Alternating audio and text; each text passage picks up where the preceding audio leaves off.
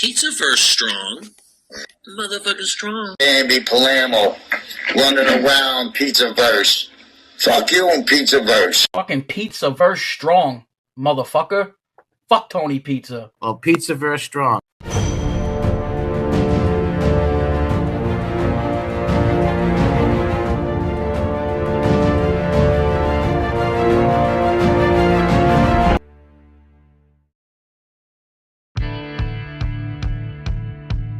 On the street, guys can disappear just like that. No questions asked. Every day you're on a knife edge, anybody can come for you, and for whatever reason. Jealousy, revenge, greed, you name it, there's 1,000 reasons why you can get whacked. That's what happened on a summer's night on June 13th, 1975 in Brooklyn.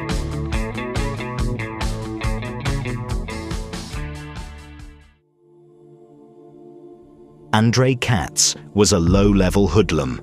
The 22-year-old ran a car business with his father, a mechanic. Far from being the son of a straight-laced immigrant, Katz allowed his customers to pay with drugs and boasted about his good looks. He had as much swagger as any native Brooklynite, and the charm to go with it. Andre Katz was a car thief, a very, very good car thief. And he was supplying cars to body and fender places, and he was supplying cars to used car lots. In those days, Car Narcy was known for having numerous car chop shops, places where stolen cars would be dropped off and chopped up for parts. Sometimes stolen cars would have their identities changed and then exported to the Middle East. It was all there for the taking. A lot of money was being made, and of course, who was there to take a piece of the action? You guessed it, our people. There was a serious crew that worked out of Canarsie. I mean, to say these guys were dangerous would be an understatement. They had a knack for making people disappear. I mean, this was straight out of a horror movie. They'd whack guys in their club, the Gemini Lounge, and then hang them upside down so their blood would drain out. All this while they'd be eating meatballs and spaghetti. Once the bodies were drained of blood, they'd be chopped up and bagged up. They'd then be taken to the Fountain Avenue dump and disposed of. It was really sick. It was known as the Gemini method. The crew in question was the Demeo crew, headed by an infamous mobster called Roy Demeo. Demeo reported in to a well-respected captain in the Gambino family called Nino Gargi. As well as being an efficient killer, Demeo was respected as an earner in the family. With his band of car thieves and thriving car and drugs business, Demeo was making serious profits for his boss, Nino Gadji. Now officially the rule on drugs was deal and die. The mustaches didn't like it because it brought too much heat. Guys would be given 30, 40 years behind bars, and the bosses were worried that they might flip. In reality, the rule on the street was don't get caught. After all, the bosses loved the money too much to ask questions. Katz was introduced to one of the members of the Demeo crew called Chris Rosenberg. Now, Chris Rosenberg was a short Jewish kid who wanted to be tall and Italian. You could see underneath the chip on his shoulder the kid was smart and ambitious. Rosenberg was into selling marijuana and stealing cars. Seeing his potential, Demeo saw an opportunity to groom Rosenberg into an out-and-out earner and killer. Katz began doing business with Rosenberg, buying stolen parts and working together to change the identity of cars so they could be sold legitimately. A problem arose when one of Katz's friends was pulled over driving one of the stolen vehicles that had its identity changed. Once they realized the car was stolen, he was questioned and led them to Katz. You see, that's what the cops do. They know that most low-level crimes are linked to a bigger operation. They'd always press you for more. And when you wouldn't give anything up, you might be given a beating or two. But that's how you made your reputation, by keeping your mouth shut, no matter what. As soon as Rosenberg found out that Katz was out on bail, they paid him a visit. He and two others from the Demeo crew, Joey and Patty Tester, rocked up at Katz's shop. "You'd better think carefully about what you're going to do next," Rosenberg said. Katz was not threatened. He told them to get out of his shop. "I'm just telling you, watch yourself," said Rosenberg. They then left. A few days later, Rosenberg and company cornered Katz again, this time punching him in the face and then fleeing. The physical violence ramped up a few days later when Katz was driving in his Pride and Joy Mercedes. He was dragged from the car and given a severe beating. Recovering in hospital, Katz was incoherent. His ear was almost severed and his face so badly bruised that his brother and father wouldn't let his mother see him. When he was finally able to speak, he told his brother it was Joey Tester and Anthony Center that attacked him.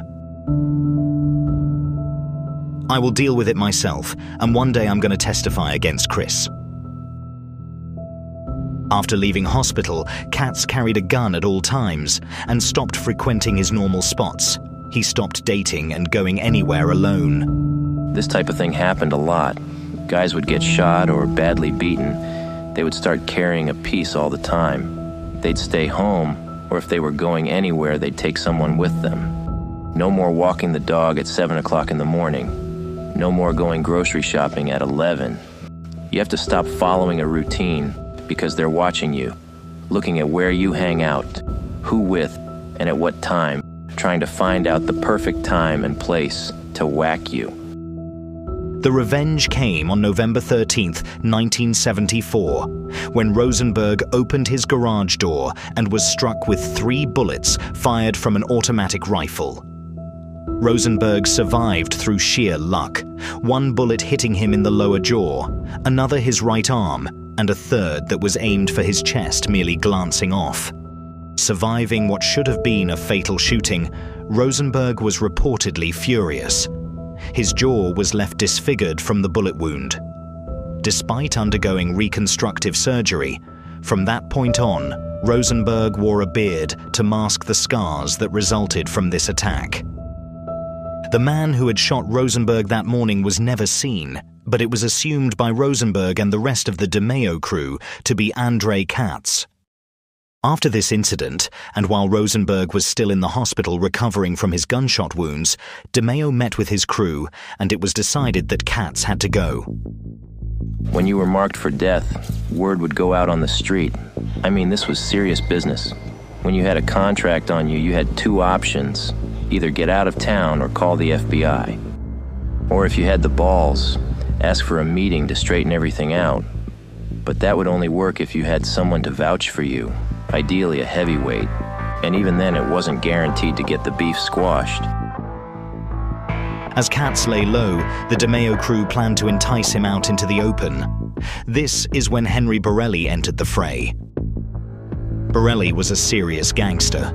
With a reputation as a tough guy, and with a history of violence including murders, he was a natural fit for the Demeo crew. Borelli remembered a girl he'd once dated. He called her up one day and convinced her to go over to Katz's shop and entice him into a date.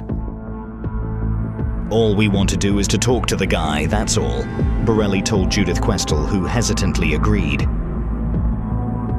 In the meantime, Andrei Katz had identified Chris Rosenberg as a major car thief to the district attorney. Word got back to the Demeo crew through cops they had on the payroll. The urgency to have him whacked had gone up a few notches.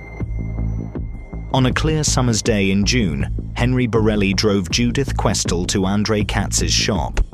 As she went there on the pretense of picking up a car for her friend, Katz and Judith got talking, and as planned, Judith started flirting with Katz, who took the bait. They arranged a date for the following night. Henry planned with Judith that he'd come by hers to meet Andrei as he turned up for their date. Judith watched from her window as Katz's car maneuvered into an illegal parking spot by a fire hydrant. At that moment, Borelli's white Lincoln sped down the street and boxed Katz's car off. 3 men jumped out: Chris Rosenberg, Anthony Center, and Joey Tester. Katz was violently shoved into the Lincoln and it sped off. When you're in a situation like Katz was, there's two things you can do. First thing is to pray. Second one is to pray some more. The best thing you can do is to take it like a man. It's all well and good saying it from your comfy couch in your house, but when you know your life is going to end in a very short space of time, there's no telling what your mind goes through. Some guys shit themselves. Others, like Sonny Black, are so stand-up that they walk into a meeting knowing they're going to get whacked. They drove Katz to the Pantry Pride meat market where Roy Demeo was waiting. As a butcher's apprentice, his preferred method of making a body disappear was dismemberment. They let Rosenberg take his revenge as he thrusted the knife into Katz's quivering body. It was a bloody scene. They dismembered Katz's body, and as a final insult to the victim, and as payback for Rosenberg's facial disfigurement, they put Katz's head into a compactor. The main players in the crew took part. The only one that didn't have the stomach for it was Henry, who told Roy, "I'd shoot anyone for you, but that, no thanks." They dumped the packages into a garbage bin to be hauled away. However, the team had miscalculated when the garbage collection would occur, giving a foraging homeless man ample time to pull open the packages and expose the human body parts. He ran, but another man coming along saw what it was and called the police. In all, they found 8 neatly wrapped packages. This was the start of Demeo's murder machine, as some would call it. They made some real rookie errors on this one. First, they used a witness to set up Katz. Judith, racked with the guilt of luring a man to his death, testified against the crew. Second, they left the guy's Mercedes by the side of the road. They should have got rid of it immediately. I mean, these guys ran chop shops for Christ's sakes. Thirdly, they miscalculated when the garbage men would pick up the bags, and therefore left the packages to be opened by some homeless guy. In an ironic twist, the chief medical examiner at the city morgue, Dr. Dominic Demeo, had no reason to believe this horror show was a result of his cousin's son's work, Roy Demeo. And that's how the jungle drums of the street play out. Every day there's some action going on, whether you just got hooked up with a new connection to fence stolen goods, or you just spent the night chopping up a body and putting it into garbage bags. You can say one thing for sure, you don't get bored in this life. Not for a second.